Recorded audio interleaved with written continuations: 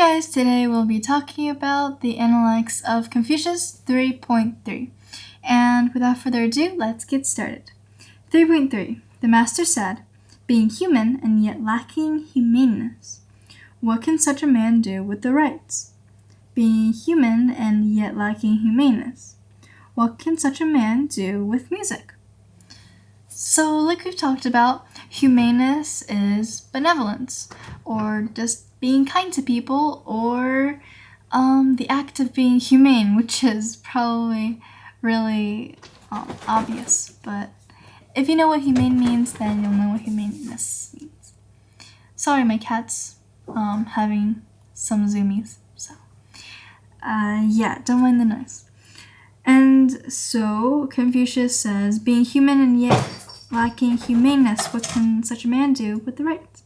So if you're lacking humaneness, then your intentions are not going to be genuine. So if you don't actually like your parents, but you have to pretend that you do just because Confucius says something about if you follow the rites, then you'll be humane, then that's called being fake. So Confucius, when he's talking about humaneness, is just explaining how it's nice to have someone in the world who is humane, and the rites are kind of like examples of the things that a humane person would do. So this shouldn't be like a checklist or a means to an end like a person without humaneness would do.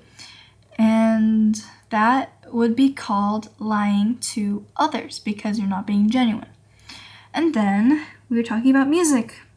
So music in ancient Chinese culture was mainly used to activate one's humaneness or one's feelings. But if you don't have humaneness, then you wouldn't know what kind of music to listen to, because remember, ancient Chinese people didn't have Spotify, so they couldn't randomly just play out whatever that they wanted to listen to. And plus, music back then wasn't even like that. It wasn't just love songs or breakup songs or really sad songs. It's usually about lifting people up about a certain topic.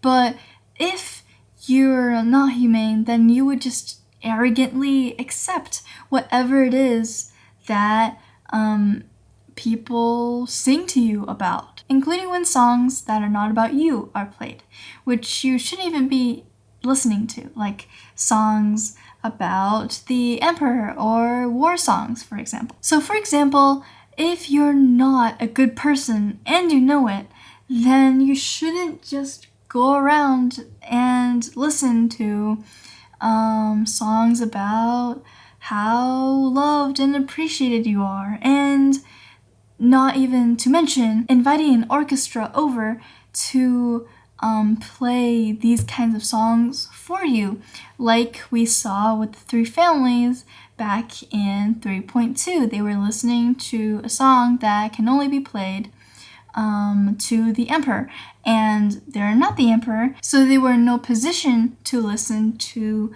that song. And so this is called lying to yourself. So like I've said before, the songs that were played back then evoked a sense of whatever the song's about inside you. So if you stumble upon a war song, then you would probably want to kill someone. So that shouldn't be played to the common people. And if you're not the emperor and you hear a song about how great the emperor is, then you shouldn't be listening to that either, because then you would want to be the emperor. So a connection that we can still make today is that music is very important. What you listen to will eventually manifest inside you. So, of course, I think I've talked about you are what you eat sometime back. But yeah, it's the same thing. You are what you eat, you are what you listen to. So if you listen to a sad song for an entire, maybe even just for an hour or 30 minutes, then you'll start feeling really sad. Or if you listen to a love song, then you want to fall in love, and all kinds of things. And yeah, that will be all today. So if you have any questions, please feel free to ask me, and I will try my best to get back to you. And I'll see you in the next one. Bye!